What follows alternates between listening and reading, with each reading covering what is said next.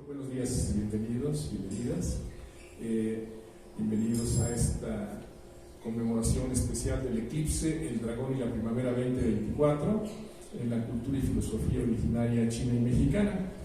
Este es un proyecto científico, académico, artístico, cultural y filosófico, coordinado por un servidor, el doctor Eduardo José Torres de Maldonado, la doctora Elisa Palomino Ángeles, el doctor Andrés García Villalpando y el licenciado Francisco Javier García Olvera, y participan diversos grupos, tanto académicos como de la sociedad civil, académicos el Grupo Tribuna de Derechos Humanos y Cultura Jurídica Política, el Seminario Permanente por la Paz, el Foro Permanente de Académicos y el Club de la Amistad Universal, así como los ejes de la Experiencia de Filosofía del Derecho y el de Obligaciones Civiles y Teoría del Contrato de la Universidad Autónoma Metropolitana, así como el área de Investigación de Derechos Humanos, también de la misma universidad. Muy brevemente les damos la bienvenida, ¿verdad? Vamos a iniciar nuestros trabajos. Muchas gracias por acompañarnos en esta mañana de martes 2 de abril de 2024. Conmemorar el eclipse anticipadamente en estos días es un acto especial. Conmemorar no es exactamente ni festejar ni celebrar.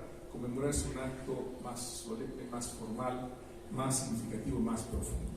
Implica un llamado a la conciencia del estado actual del mundo y de la sociedad y de cómo, desde el punto de vista de la historia, la cultura, la antropología, la metafísica también, la buena metafísica, nosotros podemos provocar la conciencia sobre el estado actual de nuestro planeta y nuestra sociedad. Retomamos la filosofía del Atoltecayo para estudiar y explicar mejor dicha conmemoración del eclipse, el dragón de madera chino, el quetzalcóatl mexicano y la primavera 2024. Retomamos tradiciones y prácticas ancestrales del mundo y de la náhuatl, así como parte de sistemas de usos y costumbres de comunidades y pueblos originarios de México y también en esta ocasión de China, aunque es un fenómeno universal también que estamos en este momento analizando. El eclipse del 8 de abril se ha identificado como uno de los eclipses más importantes por la sincronicidad y coincidencias con los festejos en diversas partes del mundo, ¿sí? Con las conmemoraciones en diversas partes del mundo. Entonces, por ejemplo, un dato característico de este eclipse del 8 de abril es que se va a poder ver fundamentalmente en lo que es América del Norte. Algunos le llaman el eclipse del Tratado de Libre Comercio de América del Norte, porque se ve en México, se ve en Estados Unidos y en Canadá prácticamente. Ahí está propiamente la zona más privilegiada, ¿verdad?, para esto. Nos encontramos en este momento, ¿verdad?, en la alcaldía Gustavo Amadero, en la Casa de la Cultura José María Velasco. Le damos las gracias al alcalde, al doctor Francisco Chihuil. También las gracias al licenciado Andrés Sánchez Osorio, así como al director de la Casa de la Cultura, el maestro Gabriel Sánchez Ballesteros. Vamos a dar entonces inicio a las actividades. Poco a poco vamos a ir haciendo comentarios, pero déjenme comentarles, señalarles brevemente cuál es nuestro programa de hoy, además de la bienvenida, ¿verdad? Y este acto pues, de inicio. Tenemos esta mesa de breves reflexiones. Vamos a comenzar la exposición de la película Operación Dragón, ¿verdad?, a las 10:45 aproximadamente de la mañana. Posteriormente de la exhibición de la película Operación Dragón, aproximadamente a las 12:35, 12:40 horas, ¿verdad?, nos preparamos para recibir entonces al conferencista, al doctor José Cruz Roa Hernández, especialista en estudios sobre China, y él va a dar una conferencia titulada Economía y Cultura China y Mexicana. Posteriormente, al terminar su conferencia, vamos a proceder a la exhibición del documental SAL. Es un documental internacionalmente premiado sobre nuestro gran campeón de boxeo, para descanse, Salvador Sánchez, quizás el mejor campeón ídolo deportivo y boxeador de México. Esto es de las 13:20 a las 14:50 horas aproximadamente. Y tenemos aquí, posteriormente, después del documental, reflexiones y conversatorio a cargo de los coordinadores, los asistentes, una mesa redonda, digamos, y finalmente a las 3:10, entre 3:10 y 3:30 horas, el cierre de actividades, concluyendo con estas reflexiones. Le doy la palabra entonces al doctor Amir García Villalpando y posteriormente la doctora Elisa Palomino Ángeles. Muy bien, buenos días. Para los mexicas, los eclipses eran auténticos y temidos actos de dioses. Por ello, al eclipse solar lo bautizaron como Tonatiuh-Cualo, una palabra en náhuatl que en español significa cuando el sol es comido. Por su parte, el eclipse lunar, que también va a haber varios eventos de esto, aunque el plato fuerte es el que mencionó el doctor Torres, era llamado Mistri-Cualo. En ambos casos, el jaguar era quien comía a los astros, que no hablaremos del jaguar porque más bien estamos en pos del dragón en estos momentos. Por otra parte, a México y China los hermana el dragón, seres míticos y emblemáticos. Quetzalcóatl, dios creador del hombre o del ser humano, el señor de la aurora, y la serpiente, nube de la lluvia. El que dio al ser humano el maíz, el pulque y el calendario, lo que convirtió en una deidad común entre diversas civilizaciones mesoamericanas. En ese sentido, que nombra a través de los glifos, que es la palabra que evalúa, subvalúa y quizás en esta contemporaneidad se devalúa. Aquí tenemos al doctor Torres, coordinador general, que ha sido campeón de concursos de oratoria, etcétera, con respecto a esta importancia de la palabra en Oriente y Occidente. Y nos podrá decir o referir en algún momento de ser pertinente que esta palabra, cuál es la situación de la palabra en el aquí, en el ahora, en Oriente y en Occidente, en esta posmodernidad que en algunos llaman la ideología o cultura woke, ¿no? En ese contexto.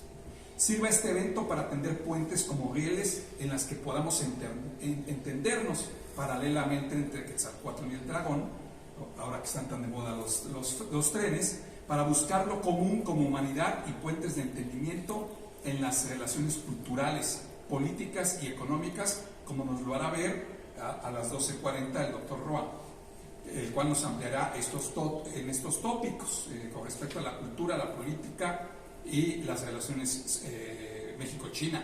Países, México y China, sufridos y martirizados por Europa y ahora, hoy y siempre amenazados por los Estados Unidos. China hace 50 años era un país subdesarrollado como Latinoamérica, dando tumbos aparentemente, pero al final encontrando el camino con la fuerza del pueblo, o en este caso de los pueblos, más allá de lo que hoy pomposamente se dice sociedad civil. En este caso nos damos cuenta como este vecino, pudimos ver lo que es Biden con Rusia, y en el caso de Trump, que es posible que llegue, pues China y México pudiéramos estar también hermanados por el peligro. Sin más, pues daremos paso al mensaje de la doctora Palomino. Bueno, antes que nada, muchas gracias. Les agradecemos a todos su presencia y sobre todo a las autoridades que nos dieron la oportunidad de presentar este evento, sobre todo al doctor Francisco Chillí, al licenciado Andrés Sánchez Osorio, al maestro Gabriel Sánchez Ballesteros. Muchas gracias sobre todo por el espacio. Este evento tiene como finalidad sobre todo hacer una reflexión, en este caso sobre la dinámica que se está dando entre México y China, sobre todo en cuanto a la relación cultural que tenemos. Muchas veces nos vemos como pueblos aislados, pero en realidad hay vínculos entre ambas naciones y sobre todo estas tradiciones, estas creencias, estas costumbres que a veces hacen que nuestras naciones estén separadas, pero en realidad hay vínculos y esos vínculos hoy en día son necesarios para fomentar, sobre todo en estas relaciones de cultura y sobre todo en la enseñanza que hoy en día tenemos nosotros como finalidad, que nuestros pueblos tengan esa unión a través de estos vínculos culturales. En realidad es un evento que pretende rescatar tanto tradiciones nacionales como en este caso la cultura china, que tiene un vínculo con México que a veces no lo vemos porque lo vemos los países o los estados del oriente los vemos muy lejanos, pero en realidad tenemos cosas que nos vinculan. Entonces de ahí la importancia de hacer este evento y pues les agradecemos a todos ustedes el hecho de que nos hayan permitido este espacio y sobre todo recordar que una de nuestras metas es enseñar y precisamente a través de la cultura enseñamos. Muchas gracias por todo.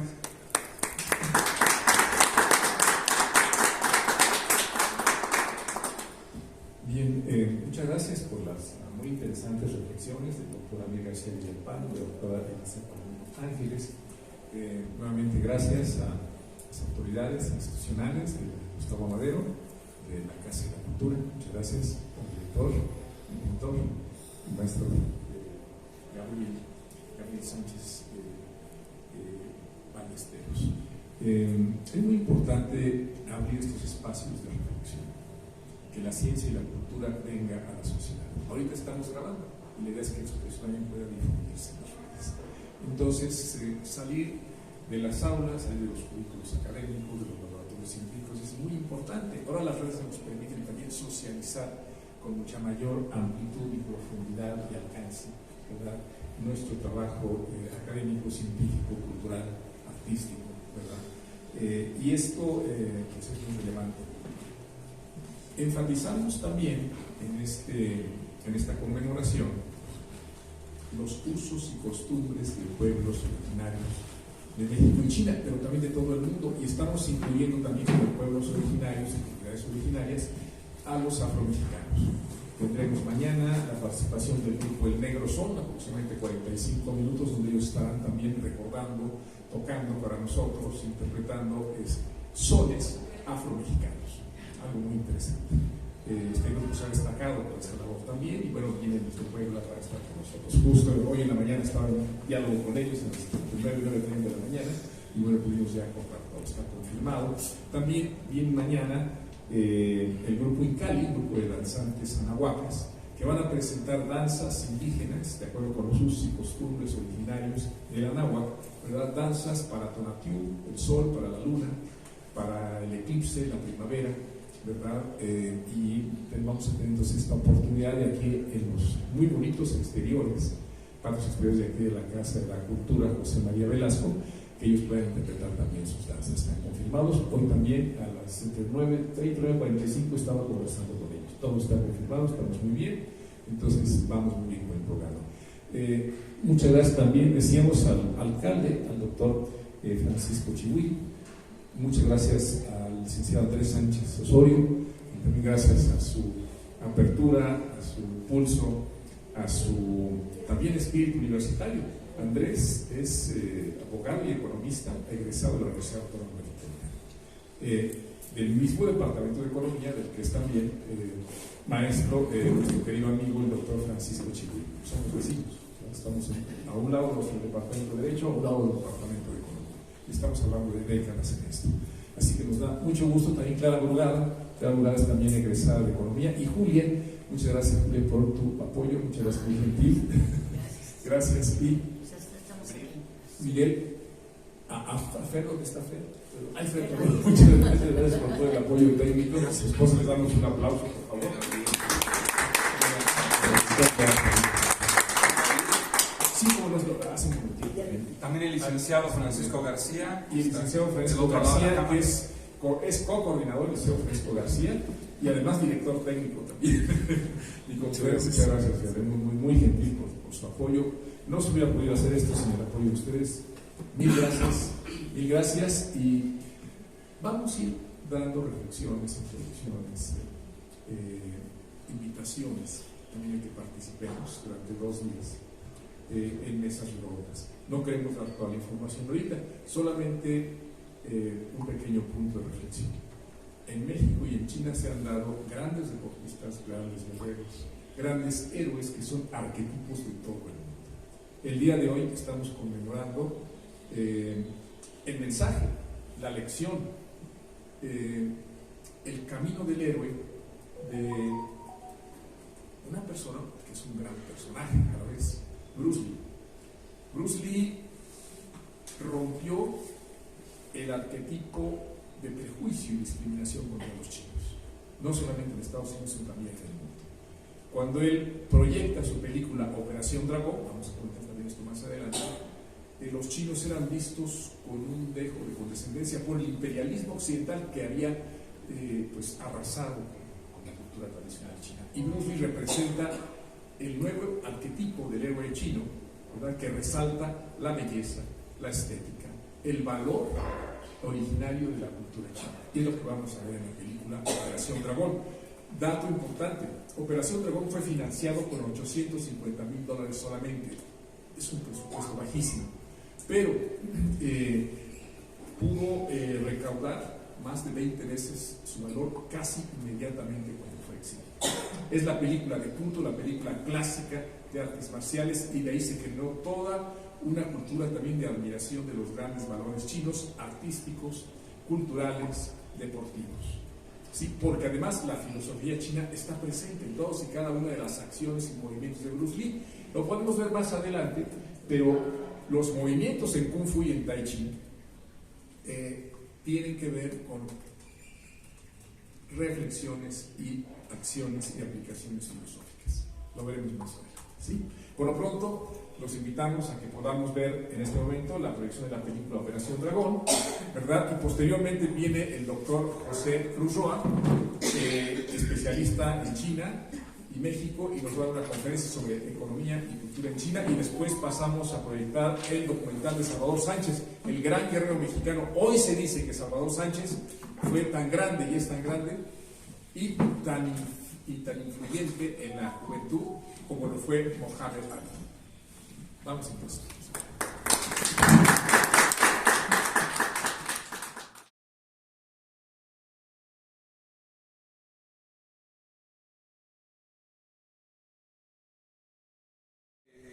Para recibir al doctor José Cruz Roa, nos habíamos retirado con esta idea de, antes de ver la película y hacer unas breves reflexiones, esta parte de cómo México y China pues están hermanados por lo que fue o lo que se conoce como subdesarrollo y demás, y de cómo también ahorita es esta situación donde respecto a las elecciones en Estados Unidos, pues China y México pueden volverse un tanto, a tener problemas, ¿no?, con el nuevo gobierno. Eso es lo último que habíamos dicho.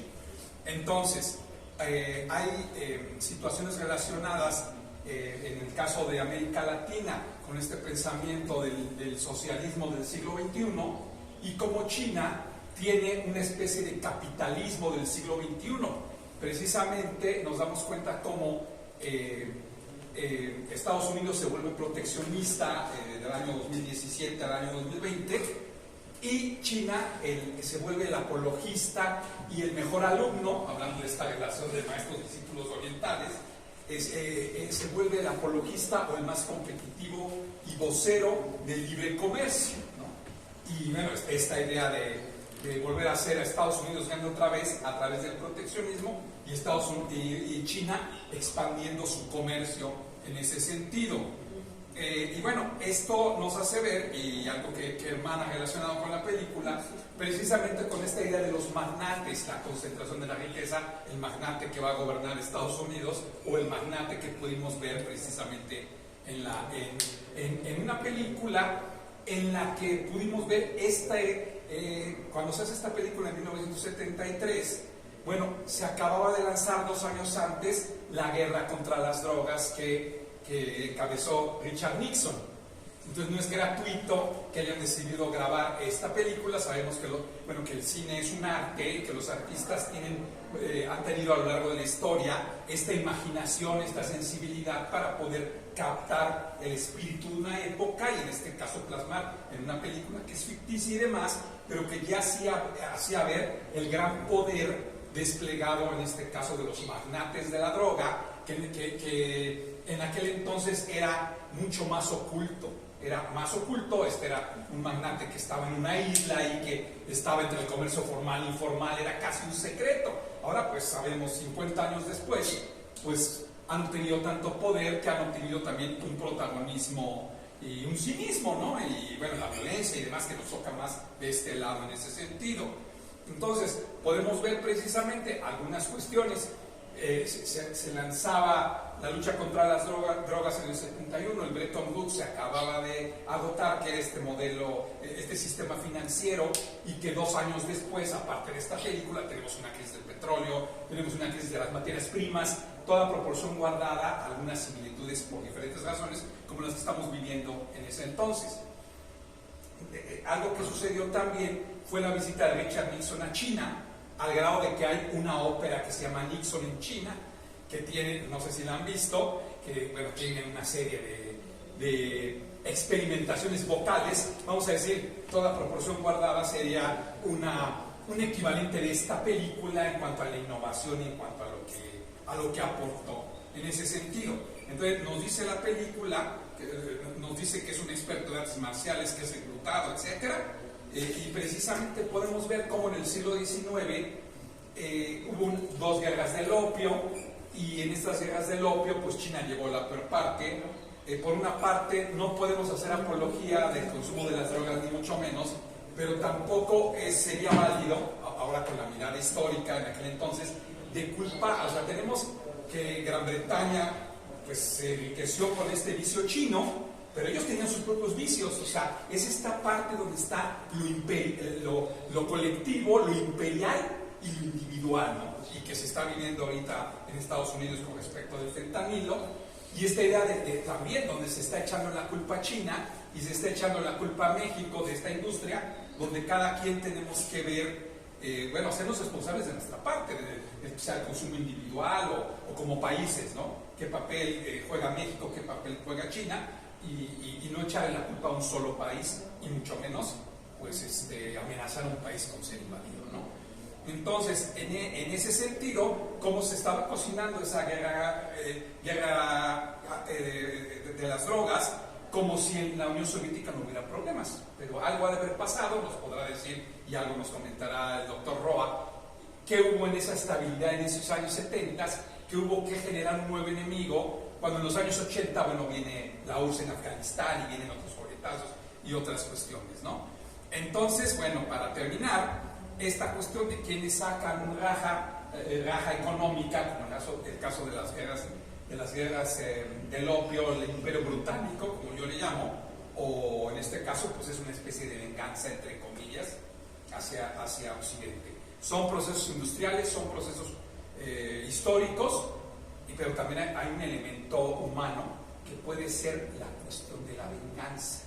Esta parte de me invadieron con opio, ahora yo invado con fentanilo, no voy a hacer nada al respecto, estas ideas de una posible revancha, donde ahora podemos, en el horizonte que estamos viviendo con la ciencia económica, la ciencia jurídica y la historia, donde podemos hermanar lo material, lo que hace 50 años era el materialismo histórico, ahora con la construcción de las subjetividades que la sociología y la economía y aún el propio derecho se han ido metiendo en estas partes, ¿no? Entonces esa sería mi breve reflexión. El arte, la película nos da para esta reflexión, trayéndola al día de hoy, donde podemos juntar lo subjetivo, lo objetivo o lo material, y las responsabilidades que tenemos que tener, la parte ética y la responsabilidad jurídica, política, cultural y social. Pero aquí el doctor José Cruz Roa Hernández pues es el experto en economía, entonces es el que nos va a hablar, pero también nos va a hablar de la cultura o estas relaciones entre cultura y economía. El doctor Eduardo. Vamos a hacer una breve reflexión y presentación del doctor José Cruz Roa Hernández. Sí, aquí está. Vamos a hacer una breve presentación, después de hacer una breve reflexión también sobre la película Operación Dragón, una breve presentación del doctor José Cruz Roa Hernández. Acabamos de escuchar también propuestas, interpretaciones y reflexiones muy interesantes, incluso históricas, del doctor Amir García Villalpando. Para abrir un poco y dar sabor de boca a la conferencia del día de hoy del doctor José Cruz Roa Hernández, quien es un distinguido especialista en los estudios sobre China y ahora China-México, ¿verdad? Retomemos un poquito lo que representa la película Operación Dragón. Nosotros habíamos señalado que estábamos rescatando usos y costumbres originarias, ¿verdad? Así como el realce contemporáneo de lo que está sucediendo en el mundo en estos momentos, ¿no? Aterrizar en el hoy, en el aquí, en la ahora, y cómo se dan sincronicidades. A la par que China celebra el año del dragón de madera, En México tenemos celebraciones, por un lado también conmemorando el eclipse del 8 de abril, que se ha planteado como un fenómeno muy interesante, que además este eclipse se va a ver especialmente, fundamentalmente, en lo que es la zona del Tratado de Libre Comercio de América del Norte, México, Estados Unidos y Canadá. La zona de Norteamérica, incluyendo México, por supuesto, es una zona de extraordinaria importancia vital para China. México representa un puente natural para que China pueda también tener una relación económica más cercana con Estados Unidos. Y no hay que olvidar que para el año 2050, y no es profecía, es simplemente una reflexión, probablemente la economía más importante del mundo sea la economía china. México presuntamente estará siguiendo vinculado a esta zona de América del Norte, pero parece ser que la tendencia en las relaciones México-China es que se están profundizando y ampliando las relaciones económicas y culturales. Recientemente, hace poco, hubo un mes de celebraciones de la cultura de México y China en el Centro Nacional de las Artes. Y ahí pudo haber más de 100 eventos específicos en los cuales se estuvo destacando, por supuesto, estuvieron destacando las raíces de la cultura china y la importancia de la relación con México. Fue realmente algo muy especial, muy bien organizado, y el Centro Nacional de las Artes pues se vistió de gala con estas conmemoraciones, celebraciones binacionales.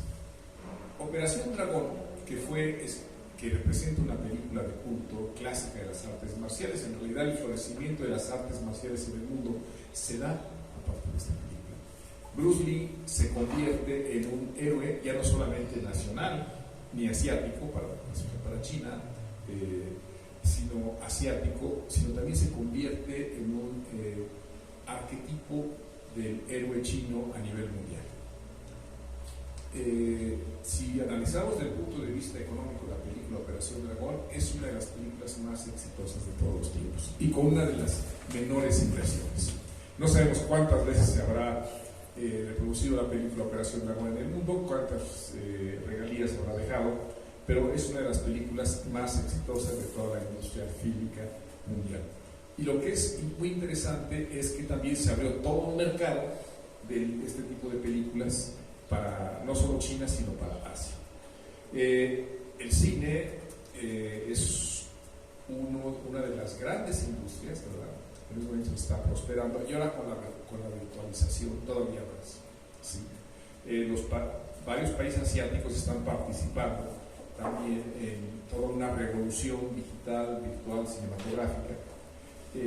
Y México, curiosamente, que había tenido una gran tradición de cine nacional, ahorita se ha detenido. No tenemos el mismo empuje, el mismo entusiasmo, con que, por ejemplo, cuando el milagro mexicano, el cine mexicano era considerado uno de los mejores del mexicano. ¿Sí?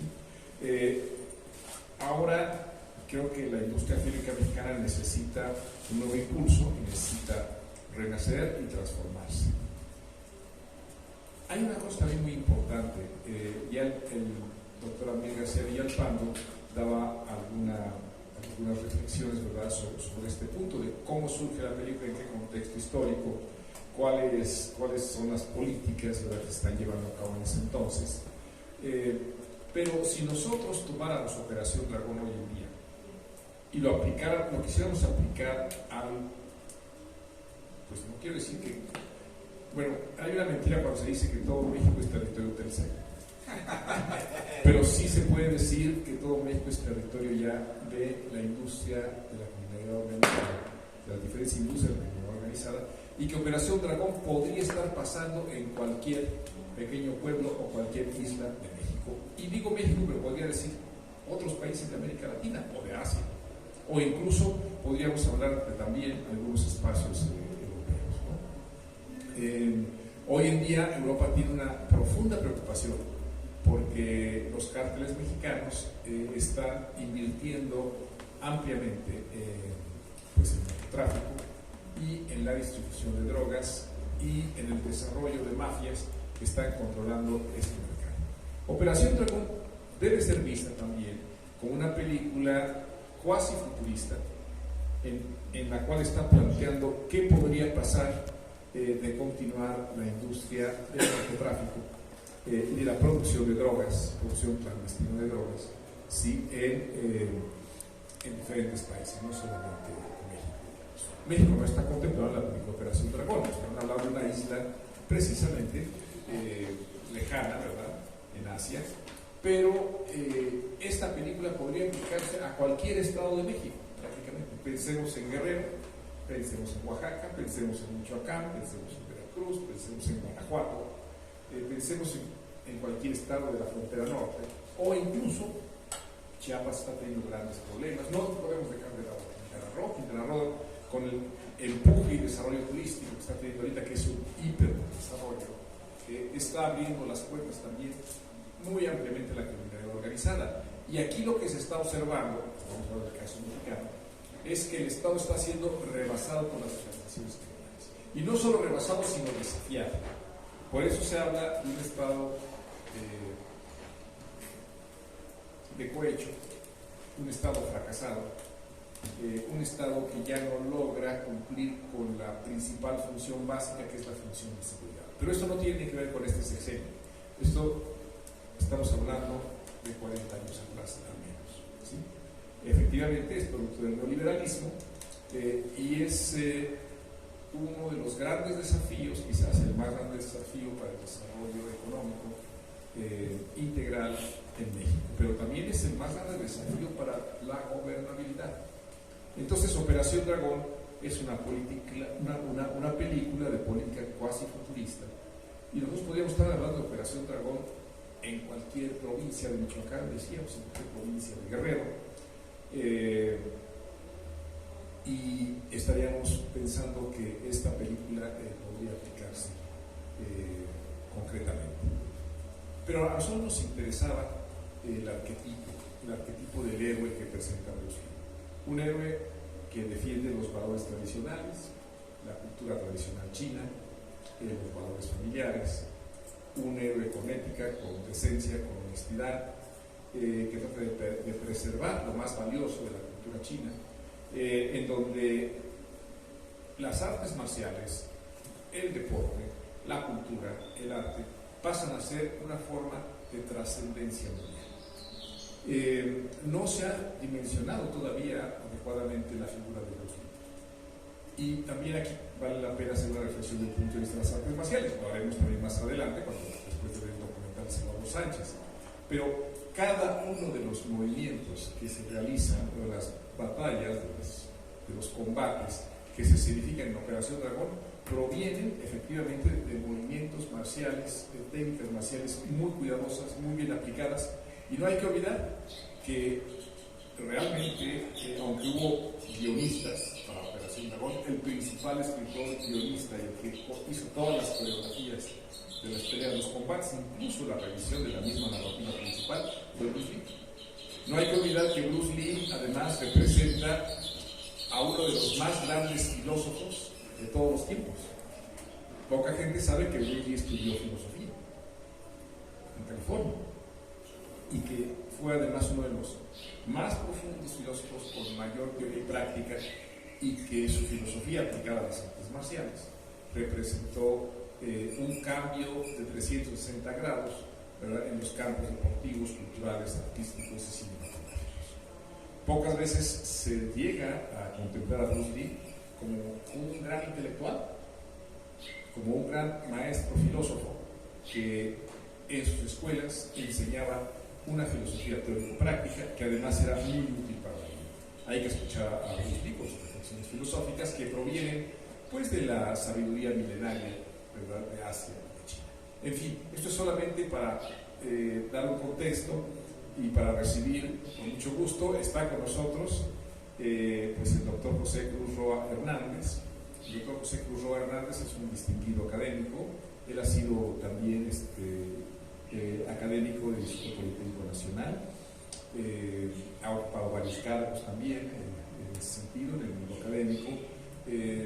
También tenemos la fortuna de que sea académico de la Universidad Autónoma Metropolitana, miembro del Sistema Nacional de Investigadores, con así es el Sistema Nacional de Investigadores, un distinguido investigador, y bueno, pues ha puesto su mira como investigador, su mira intelectual, en el mejor conocimiento de la economía china y pues también ahora de la cultura. Con su excelente conferencia del día de hoy, Cultura y Economía, Práctica y Manifestaciones Representativas del Dragón Chino y la Serpiente Emplumada de la Náhuatl, vamos a tener una visión muy fresca, muy distinta y además muy apropiada para esos momentos que se viven de la relación México-China. Nos da mucho gusto que nos acompañe el doctor José Cruz Hernández. Mil gracias, le damos un aplauso. Muchas gracias. Adelante, doctor. Okay. Voy a ponerlo aquí, a ver si se alcanza a escuchar. Sí, yo creo que sí. Sí. Es que normalmente necesito tener desocupadas las manos cuando estoy haciendo alguna presentación, porque creo que las manos me ayudan a esa comunicación, parte de la comunicación corporal que claro quiero transmitir en los momentos de la ponencia. Entonces no empiece a pegar. No. Ah, sí, perdón. Salvador Sánchez. Sí, por eso no quise incorporarme a la hora porque llegué a la hora final de la película, que debo pensar que fue cuando le estaban dando su merecido a los malosos. Sí. ¿No? Entonces dije, eso sucede en las películas. Mejor me quedo por aquí y no voy a hacer que llegue con esa inercia a la presentación. Muchas gracias, doctor. Está muy bien. Sí, usted me corta, no se lo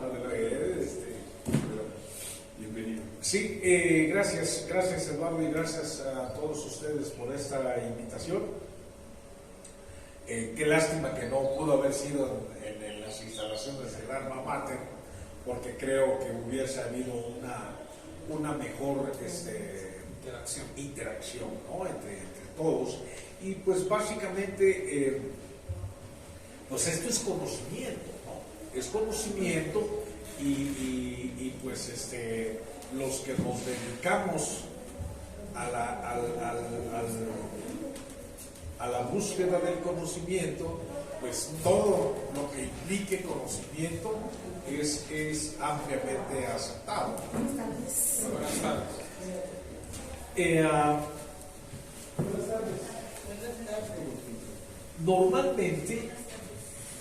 Normalmente esta combinación de estudios sobre China no lo tenía contemplado en mi propio espectro de desarrollo investigativo.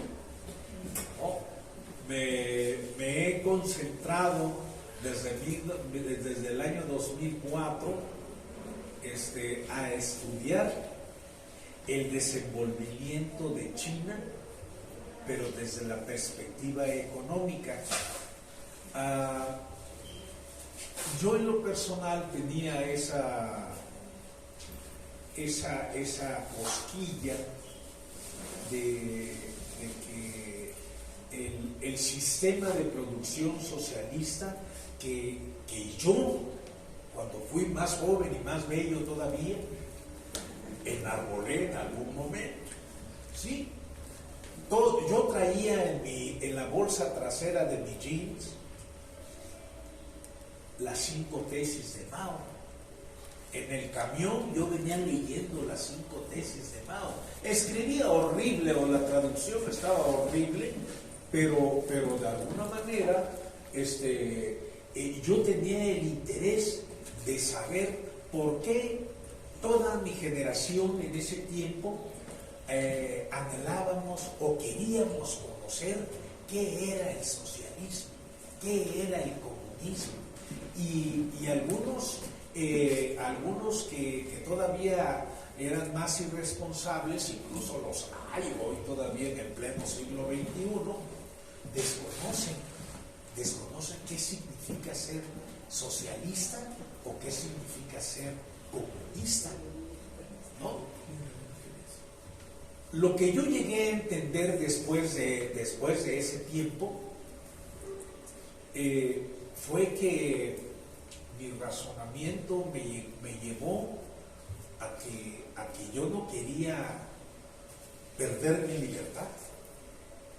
Yo quería seguir siendo libre.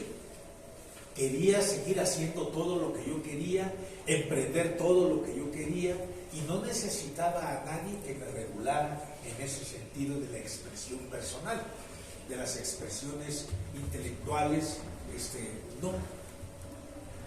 Posteriormente llegué a la conclusión de que yo no podía aspirar a ser socialista porque México nunca ha sido socialista, nunca ha vivido en el socialismo, por lo tanto desconocemos como sociedad cuáles son efectivamente los efectos de vivir en un régimen socialista.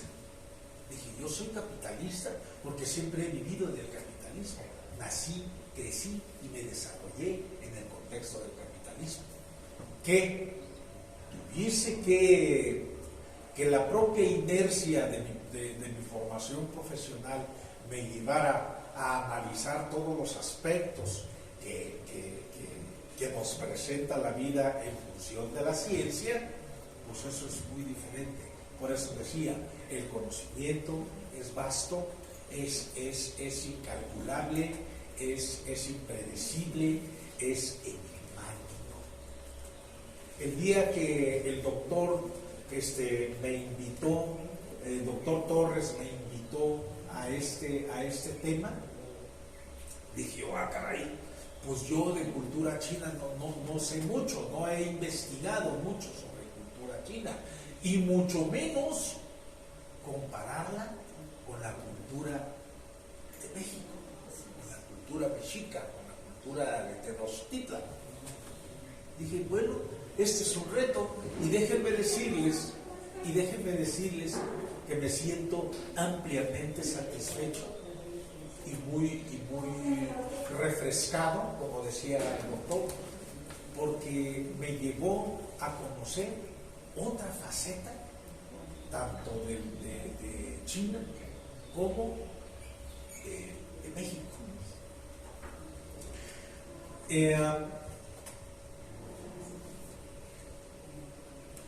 ¿Podemos pasar, por favor?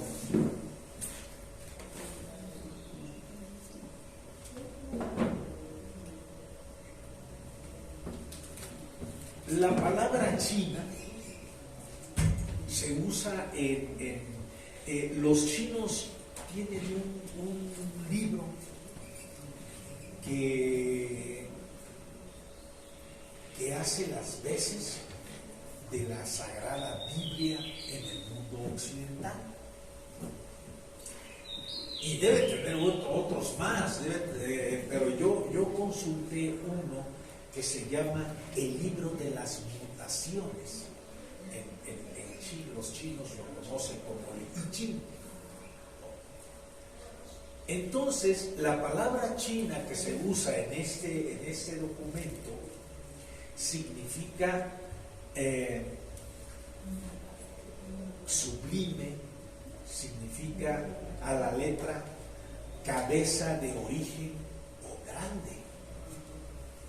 Por ello, Kun Ce, que fue uno de los grandes filósofos de los años 800 antes de Cristo, dice al explicar este signo: grande es en verdad el poder generador de lo creativo. Todos los seres deben su inicio a este poder. Perdón. Este poder, dice, está presente en todo el cielo. Eso me llevó a la conclusión de que es un documento que escribieron también aquellas personas antiguas, que asemeja mucho a lo que se escribe o lo que está escrito o lo que escribieron en la Biblia todos aquellos católicos. En China el dragón tiene un significado muy distinto al que se le da a esa figura mítica en Occidente. En China es un símbolo de fuerza, cargada de electricidad, una figura dinámica, despierta, que se manifiesta en las tormentas eléctricas. En el invierno, esta energía se refugia en la tierra. Y en los primeros días del verano, nuevamente surge como el trueno. Gracias. El dragón proviene de 9 tipos de animales diferentes y según la cultura china, la serpiente y el cocodrilo son sus representaciones más claras. Muchos rendían tributo al dios del agua, la lluvia, la tierra, etc., lo cual se puede considerar que era motivado por su identificación con el cocodrilo, quien movía fuertemente las aguas por todas partes con aspecto de serpiente, espectáculo que hacía creer que dichos animales serían dominantes del agua, del relámpago, de la lluvia y de la tierra. En México prehispánico, podemos pasar la siguiente.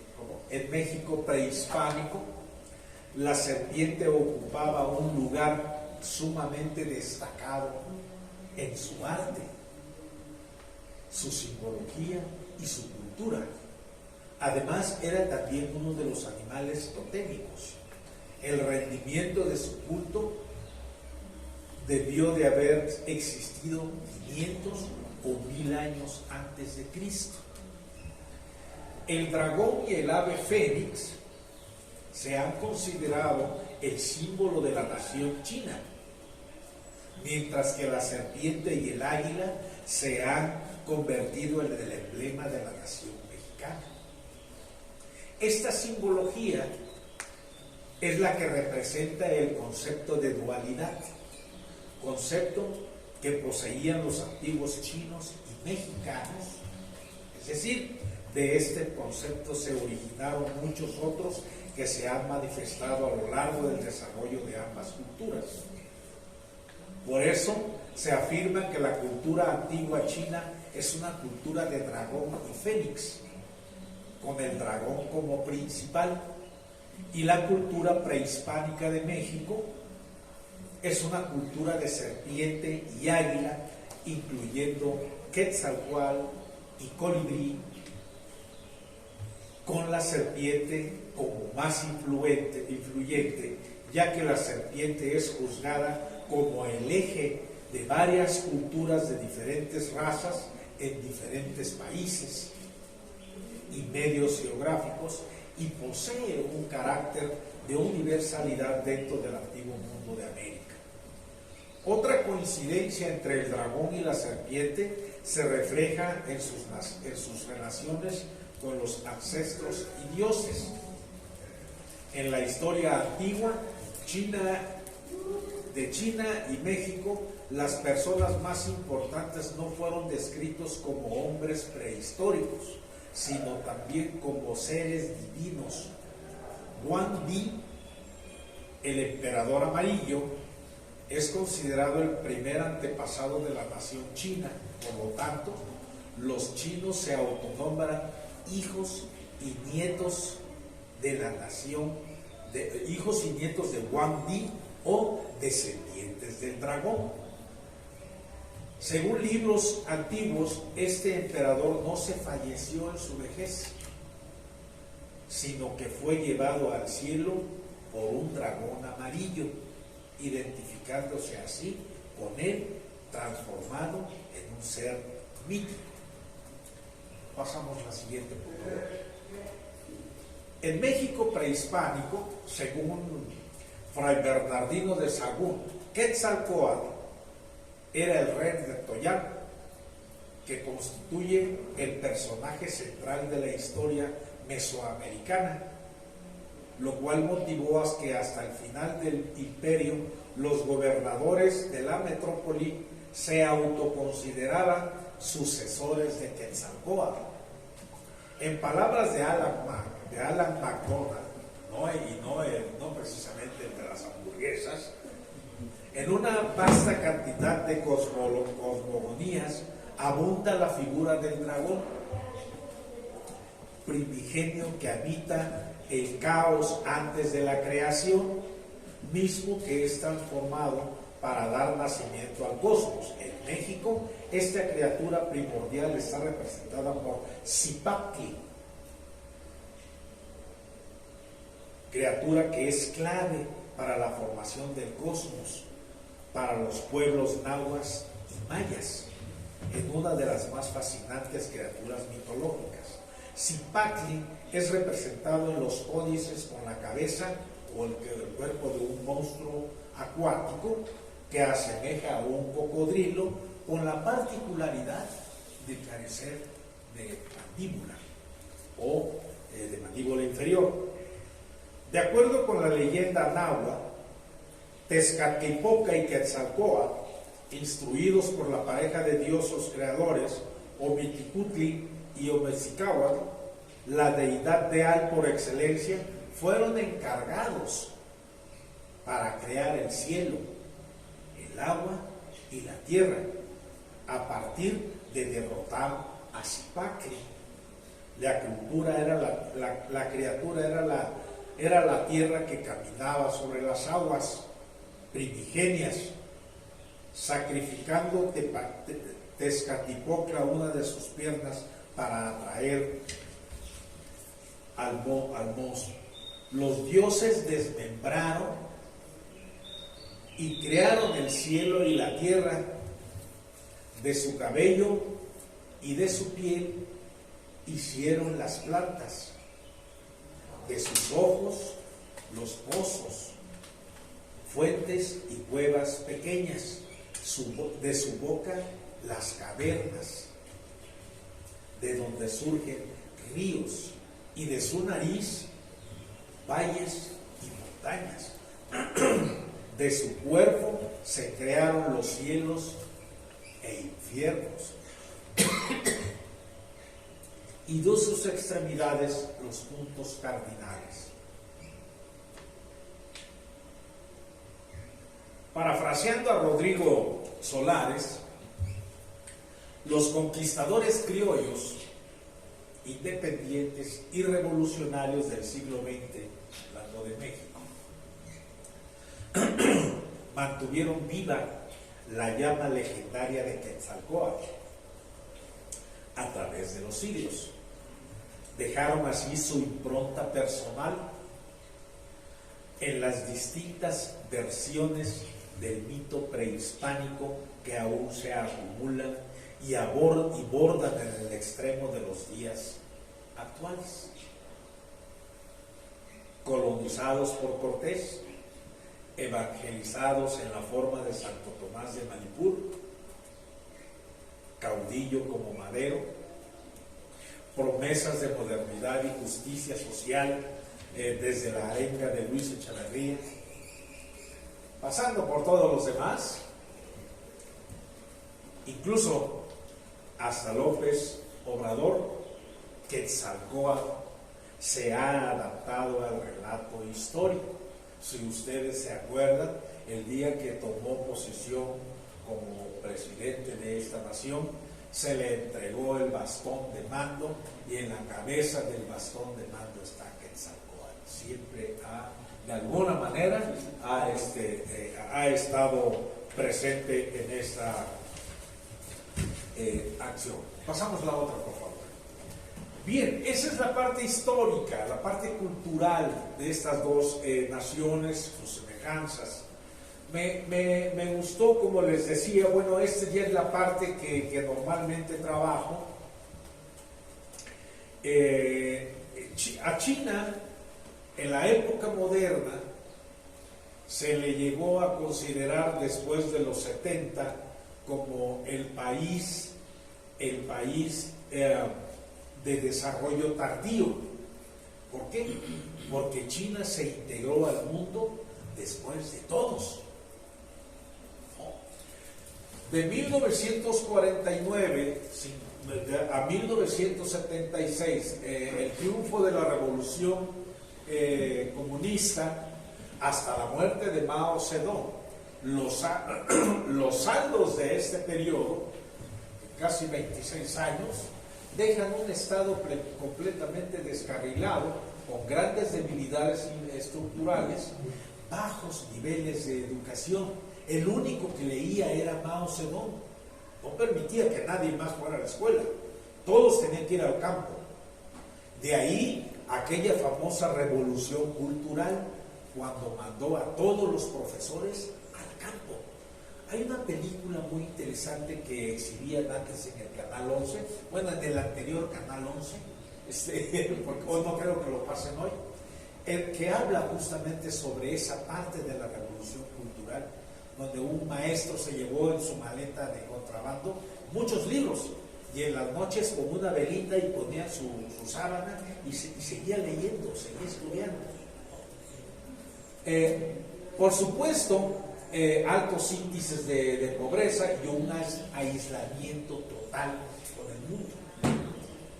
Después de la muerte de Mao, llega Deng Xiaoping y revoluciona y reestructura el sistema socialista. Seguimos siendo socialistas. Entramos a un socialismo de mercado, pero con características chinas. Siguen siendo socialistas, pero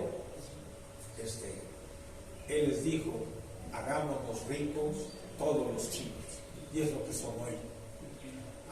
Hay un programa, un proyecto que inició justamente en el 78, que se llama las reformas económicas de China. Yo escribí un libro sobre ese tema y justamente el plan es de 40 años. Y todo lo que se predijo en ese plan se ha estado cumpliendo. La parte última es la que va a costar más trabajo poder llegar. ¿Por qué? Porque simple y sencillamente China ha dejado de ser el centro de producción mundial. Se acabaron sus recursos. El modelo de exportación se acabó. Hoy tuvieron que reconvertir su economía al sector terciario, innovación, pero para poder ser una gran potencia innovadora tiene muchos problemas. Aún no tiene la tecnología, no han terminado de desarrollar la tecnología suficiente para poder hacerlo. El enfrentamiento que tienen con Estados Unidos, el dador de la tecnología, el que les abrió esa oportunidad, está llegando a sus puntos más álgidos en este momento. Y ese es la tercera etapa que se está viviendo hoy en China. Socialismo con características chinas para una nueva era. Pero hoy tiene muchos problemas. Su modernidad alcanzó los picos que todos los países desarrollados alcanzaron en un momento, y por eso se han mantenido en ese nivel. Pasemos a la última y termino. Esta es la radiografía genérica de ambos países. Yo le puse ahí a veces las comparaciones. Dicen que normalmente las comparaciones no son buenas, pero bueno, para este tipo de estudios creo que son muy buenas las comparaciones.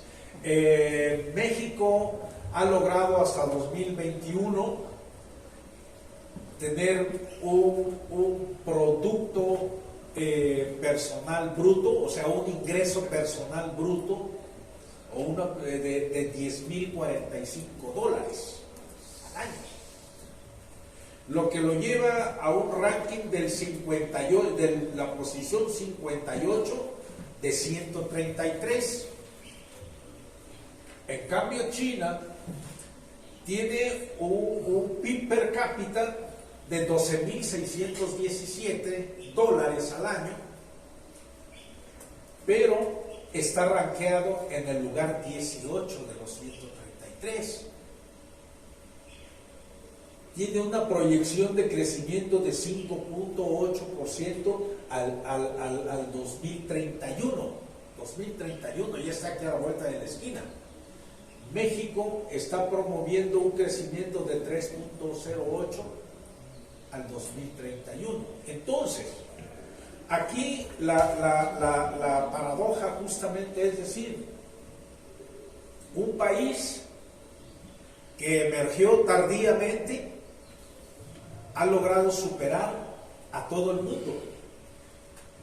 China hoy es el segundo país que más contribuye al crecimiento de todo el mundo. Entonces, todos los escritos, todos los trabajos de investigación que se están dando en este momento van dirigidos justamente a las consideraciones de que si en realidad China en el 2030 llegará a ser la primera potencia mundial. Ahorita lo es, pero en comercio. Es el que controla el comercio en todo el mundo. Estados Unidos quedó en el segundo nivel. Por eso es el enfrentamiento. Porque hoy los gringos han entendido que implantar la globalización en el mundo no les convino finalmente no les convino, porque se quedaron sin industria, se quedaron con altos niveles de desempleo, tuvieron que reconvertir la economía, ya no se fabrican los mismos números de autos en Detroit, por ejemplo. Ahora es turismo. Aun cuando es de los primeros centros turísticos en el mundo, no logra superar los niveles de productividad y de ingreso per cápita que tenía desde antes de la globalización. Señores, muchas gracias.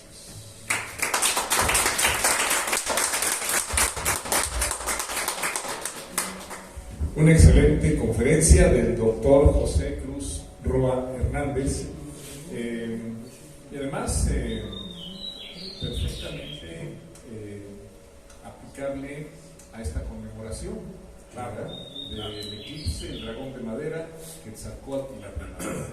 En este evento, en esta conmemoración, estamos aterrizando también un concepto taoísta del I Ching,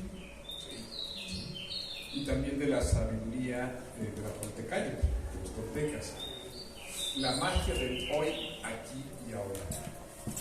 Hubo quien nos llegó a preguntar, pero esto es una ensalada lo que están ustedes planteando. ¿Cómo que China, México? ¿Cómo que dragón de madera? ¿Que Quetzalcóatl? Son demasiadas cosas. Yo dije, no. El tema, fíjense lo que vamos a decir.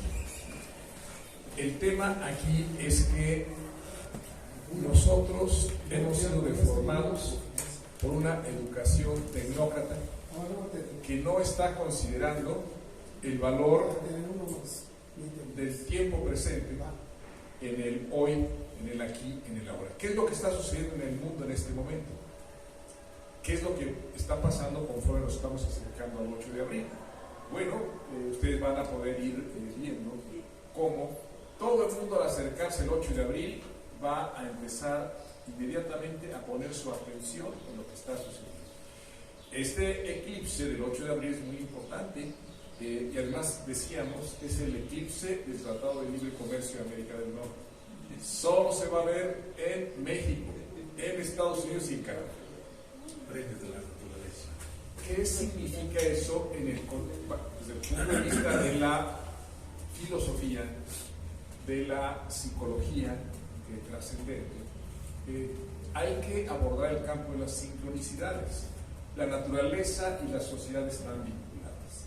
Pero ¿qué es lo que pasa? Nos cegamos Y entonces ahorita estamos más preocupados por manejar este aparato que por entender el hoy, el aquí, el ahora de lo que estamos viviendo.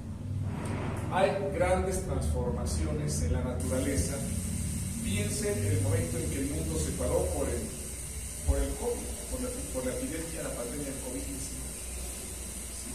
Cómo cambiaron inmediatamente las consecuencias de lo que estaba sucediendo en el mundo y cómo cambió la sociedad. Ahí se ve inmediatamente la interrelación entre sociedad y naturaleza, que nosotros queremos obligarnos a olvidar, que nosotros queremos obligarnos a olvidar. La interacción entre sociedad y naturaleza no puede ni debe negarse más. Tenemos que concentrarnos en lograr un mejor equilibrio ambiental.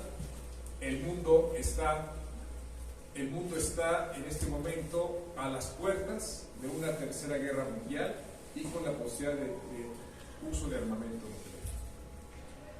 Bueno, si esto no nos logra despertar, si no nos logra conmover, si no nos logra motivar a alguna acción más profunda, que vaya más allá de los intereses personales o incluso solo nacionales, entonces no estamos viendo el hoy, el aquí y el ahora.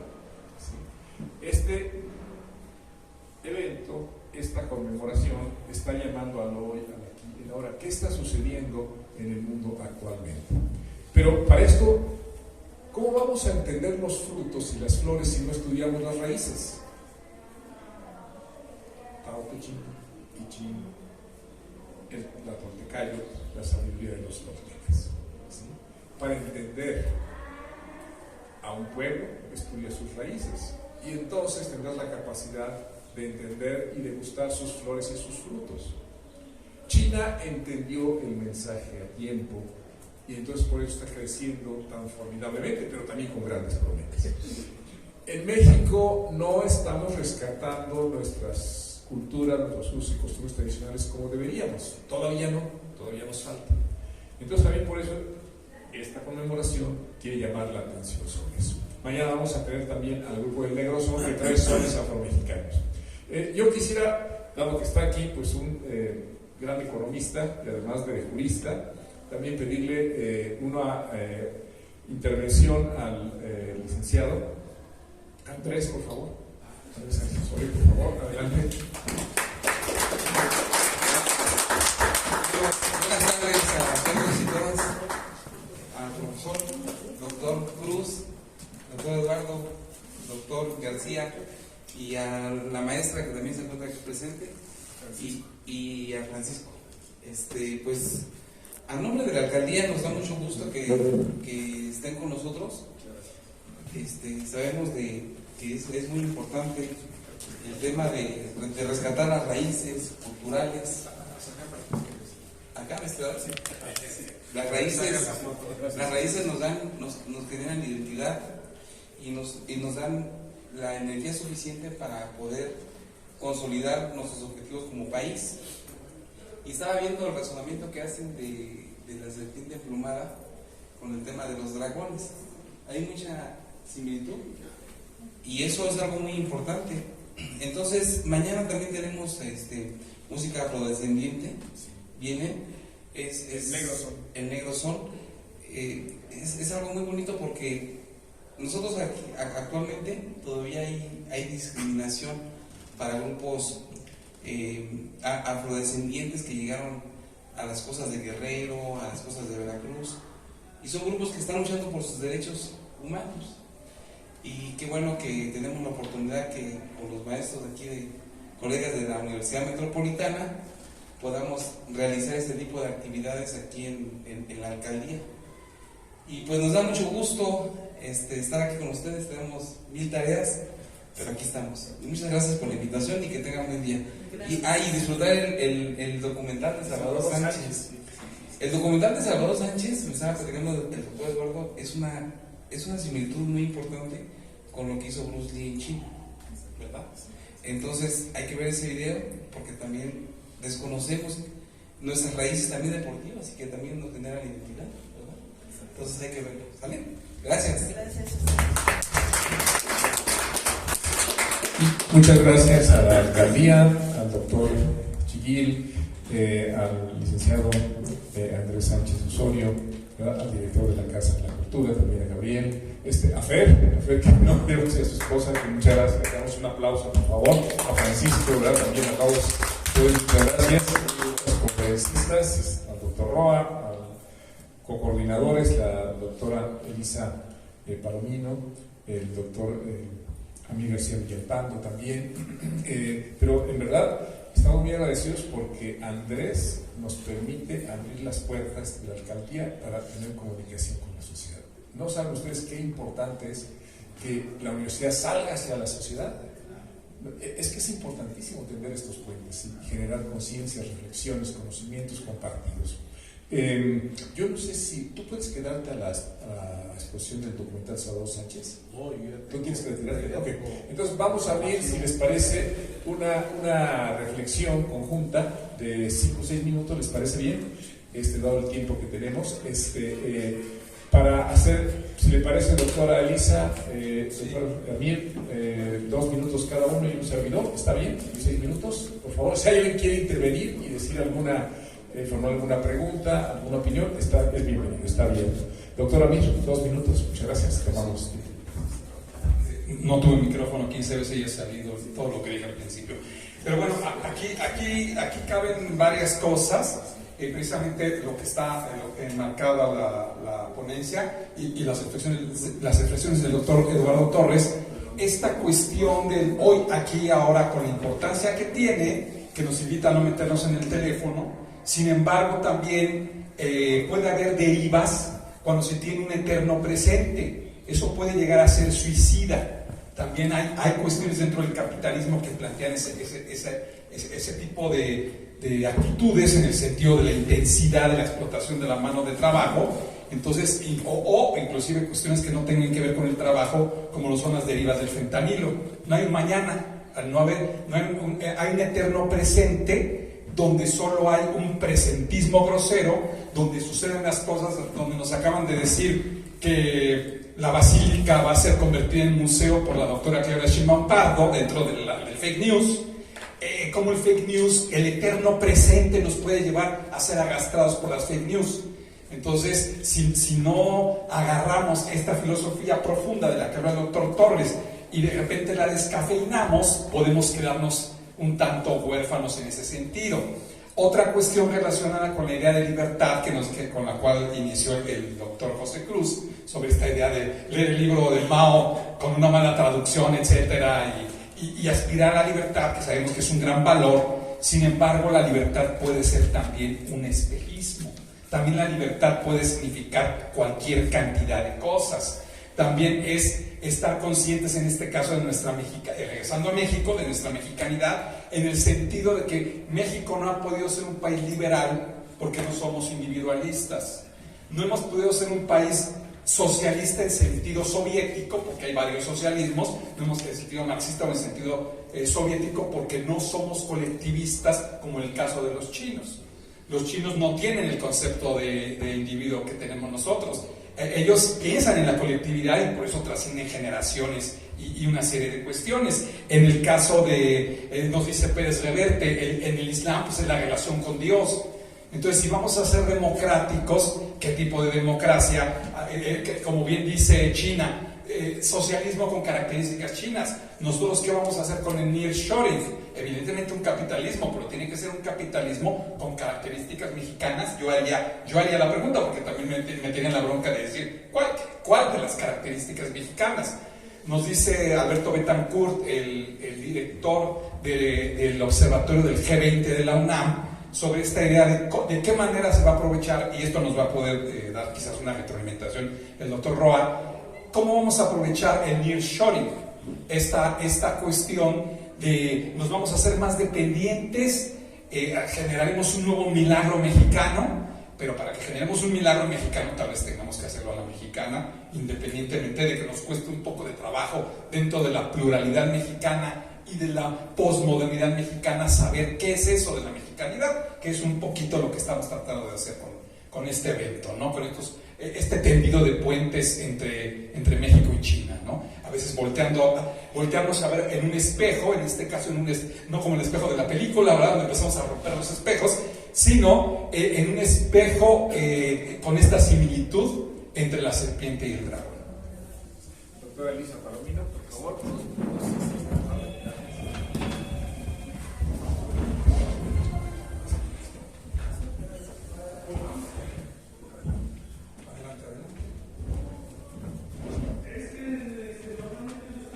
Bueno, antes que nada, muchas gracias, doctor José, sobre todo porque fue muy interesante su conversación y su investigación. Creo que hay un punto que a mí me interesó mucho en relación a cómo vincular a los estados. Creo que un gran problema que tenemos en este momento es que todos estamos divididos y gran parte de nuestros males son precisamente porque no vemos los vínculos.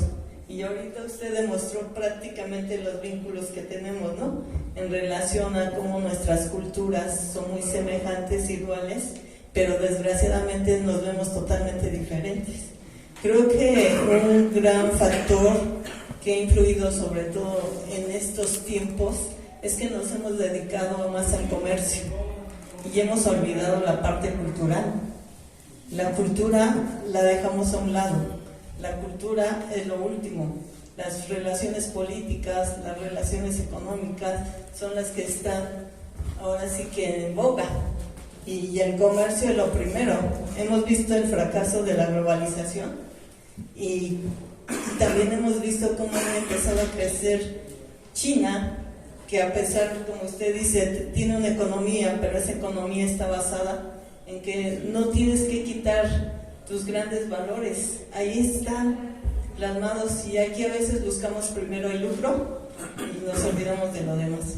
Entonces a mí me pareció muy interesante y pues yo le agradezco mucho el haber participado en este evento y pues esperamos colaborar con más tiempo. Gracias a todos. Muchas gracias, doctora Elisa Palomino, doctor Amir García, doctor José Cruz Roa. 2 minutos de intervención muy breves y para marcar algunos puntos muy importantes. Muy bien. Miren ustedes, Gracias. ¿por qué? Fíjense y respondan por favor internamente o socializados. ¿Por qué toda persona en el mundo conoce a Bruce Lee? ¿Y qué significa Bruce Lee? ¿Por qué el resurgimiento de China surge también, valga la redundancia, con la proyección de Bruce Lee del gran orgullo de la cultura china? Bruce Lee es un arquetipo, hay otros chinos muy famosos, pero ninguno alcanzó la proyección a nivel mundial que alcanzó Bruce Lee y que alcanza. Bruce Lee sigue siendo un referente. Vayan ustedes ahorita a las redes, pongan el nombre de Bruce Lee, pongan China y van a ver. Pregunten a los chinos qué significa Bruce Lee. Bruce Lee significó el retomar la identidad, los valores, las raíces, para entender cuáles flores y cuáles frutos podrían venir, entender el tronco. Por eso, lo decía muy bien el doctor Amir García, cuidado con las trampas del presentismo, del presente. Bueno, por eso la historia y la cultura, y por eso la propuesta de retomar nuestras raíces para tener troncos de árbol muy fuertes y que haya flores y frutos también en nuestros jardines y en nuestros árboles, ¿sí? La historia y la cultura es lo que nos va a proyectar hacia el futuro. Por eso plantear ahora el poder ver el documental de Salvador Sánchez, porque Salvador Sánchez representa muy bien ese orgullo nacional, ese rescate de raíces, ese rescate de identidad que Bruce Lee significó para China. Vamos a pedir a la doctora Elisa Palomino que sea tan amable de entregarle su diploma de participación al doctor José Cruz Roa y damos un aplauso.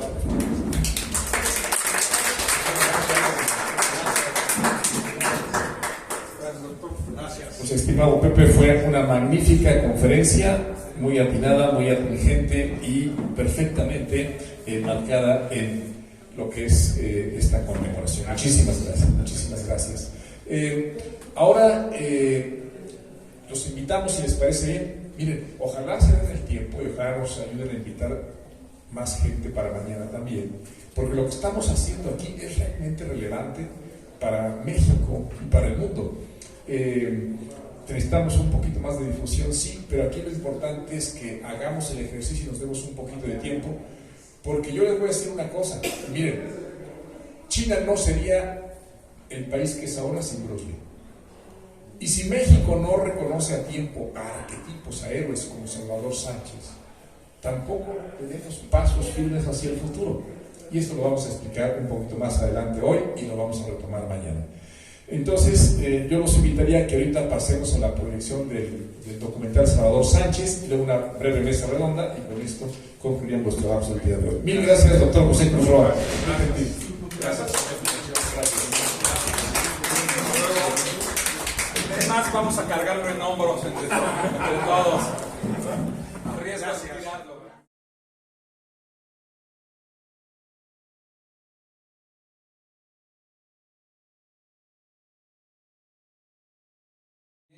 Estábamos aquí off the record con el doctor Eduardo Torres, reflexionando algunas cosas al respecto de esta cuestión de lo misterioso que pudo ser la muerte de Salvador Sánchez después de esta película que vamos rápidamente a hacer un cierre.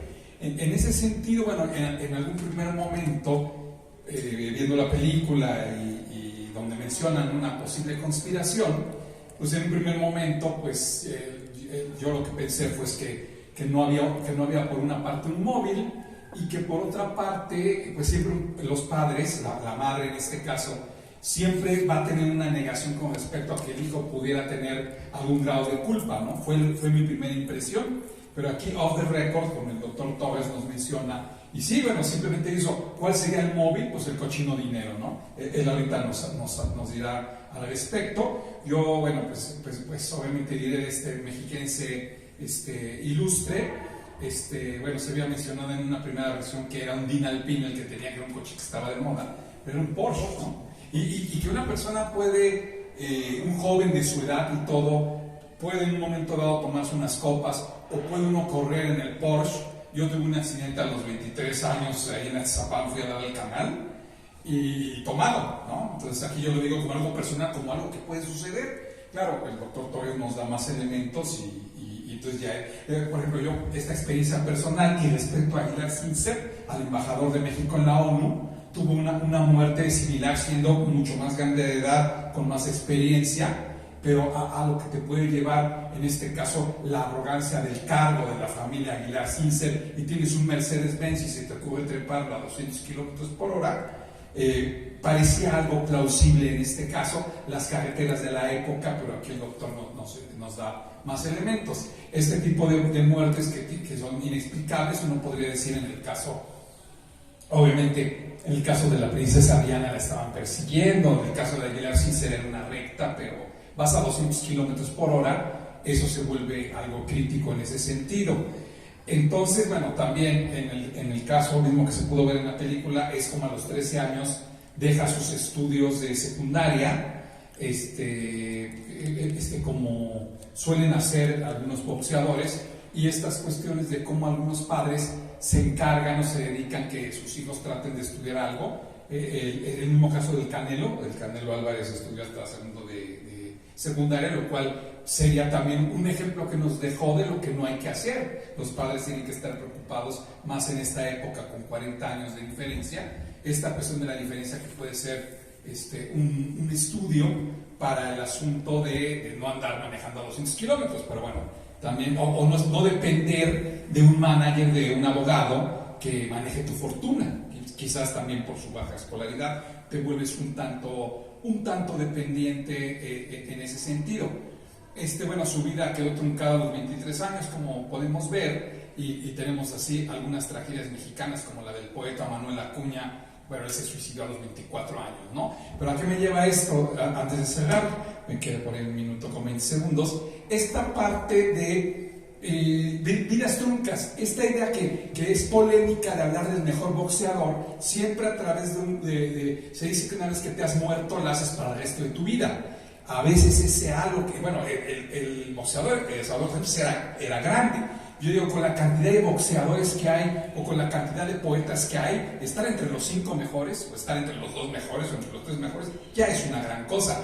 Esto del mejor, pues es un poco difícil después de como dicen, ¿quién hubiera ganado si Julio César Salvador Sánchez, y este halo que a veces te lleva la cuestión de la cuestión de la muerte, y en el caso de Salvador Sánchez y del poeta Manuel Acuña, de decir, bueno, lo que hubieran podido por el potencial, pudieron ser los más grandes. En este caso, y con eso le pasaré la estafeta al doctor Torres, es ¿pudo ser el más grande o fue el más grande? ¿No? Preguntas difíciles de contestar, pero bueno, el doctor Torres es un apasionado de esta figura, de este boxeador tan importantísimo.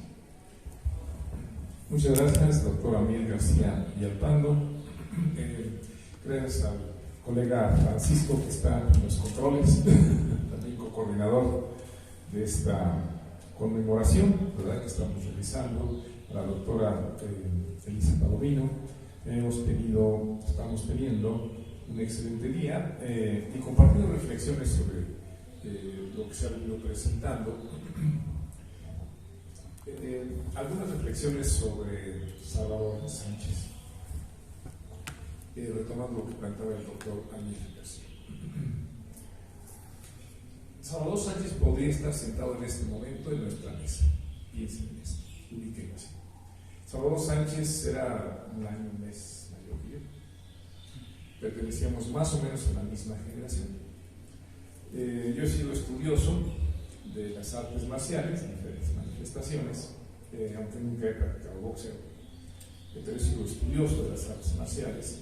Y me acuerdo que Salvador Sánchez era un fenómeno en nuestra época. Estamos hablando de 1980, 81, no sé, 82, bueno, desde propiamente 79, ¿no? Pero digamos 80, 81, 82, Salvador Sánchez era la gran sensación. En 1982 yo logro titularme como licenciado en Derecho en la Universidad Autónoma Metropolitana. 1982 fallece Salvador Sánchez. Una gran tragedia. Además, muy identificado también, pues era gente de nuestra edad, de nuestra generación. Pero hay muchas interrogantes alrededor de su accidente y de su muerte. Hay partes de su vida que, por supuesto, merecerían todavía investigarse, ser estudiadas, ¿no?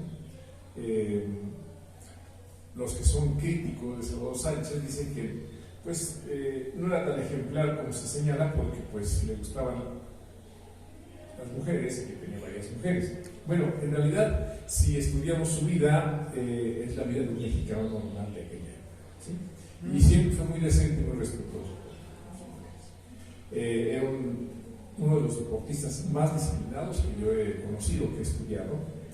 Era profundamente dedicado a su disciplina. Salvador Sánchez no tomaba. Quizás ocasionalmente en una celebración de Año Nuevo, pues así, podría darse una cerveza o no lo sé, habría que investigar eso. Pero si Salvador Sánchez hubiera tomado, probablemente no hubiera podido tener la condición física ni el desempeño boxístico que tenía, ¿sí? Ni tampoco lo que él reflejaba, ¿sí? Es difícil pensar que Salvador Sánchez hubiera estado tomando la noche que se accidentó. Es muy difícil. Por lo menos al punto de hacerlo perder el control. Si analizamos el perfil de Salvador Sánchez, él no tomaba, simplemente, ¿sí? Ahora, quien era su administrador era el licenciado Torres Landa, hijo de un exgobernador, me parece que era una familia pudiente, y no era el primer campeón mundial que había administrado a otros 4 campeones.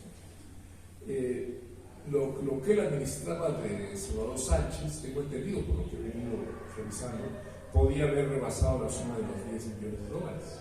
¿Dónde están esos $10 millones? Y hay antecedentes de relatos familiares que especifican cómo Salvador Sánchez estaba teniendo conflictos con él directos porque estaba reclamando lo que era su patrimonio, lo que le había generado, ¿no? Salvador Sánchez, hay que recordar, era un deportista dedicado totalmente a su carrera, no entendía mucho de finanzas, pero entendía, sabía perfectamente lo que estaba generando. Y entonces Torres Landa no le permitió a él disponer de su patrimonio. es un factor muy importante. Torres Landa se retira además después de fallece Salvador Sánchez. Y él da algunas razones, dice porque ya cualquier otra pelea le parecería un remedio, ¿no? Pero, ¿qué hay más allá de ese retiro de Torres Landa del boxeo? También se ha señalado por algunas personas que algunos cables del carro de Salvador Sánchez pudieron haber sido cortados. Salvador Sánchez efectivamente manejaba muy alta velocidad, 200 kilómetros por hora aproximadamente, cuando ocurre el accidente, era de noche, ¿sí? Algo había sucedido esos días, sí, no sabemos qué, pero él estaba con disgustos grandes en ese momento, ¿no? Y era una conducta inusual que él estuviera manejando esa hora. Entonces, hay muchos interrogantes, no es una muerte natural, no hay antecedentes de este tipo de conductas en Salvador Sánchez. Algo estaba ocurriendo definitivamente y no sabemos qué era, pero sin duda alguna los familiares de él lo señalan, sus hijos, que él estaba muy inconforme con lo que estaba pasando, ¿sí? Entonces quedan las grandes incógnitas, al igual que Bruce Lee, es una muerte que no se explica, que son carreras que quedan cortadas en la flor de la vida, uno a los 32 años Bruce Lee y otro a los 23 años. Ambos fueron grandes campeones y figuras nacionales y mundiales y grandes arquetipos del héroe para sus respectivas sociedades y para el mundo. Por eso hay que estudiarlos y entenderlos y rescatar lo mejor de ellos. También a Bruce Lee le hicieron muchas críticas en relación con el consumo de estupefacientes, que él alguna vez llegó a utilizar. Hay que recordar que Bruce Lee tuvo problemas de salud severos y tuvo que lidiar con dolores muy intensos. Y que además había una cultura de apertura, no era ilegal consumir ciertas cosas. Entonces, no se trata de crear seres perfectos ni dioses, no. Son seres humanos que tuvieron un gran legado para la humanidad, grandes deportistas, y en ese sentido significaron también arquetipos fenomenales para su país, para sus regiones y para el mundo. Y bueno, nos quedamos para mañana seguir dando algunas reflexiones más. Gracias.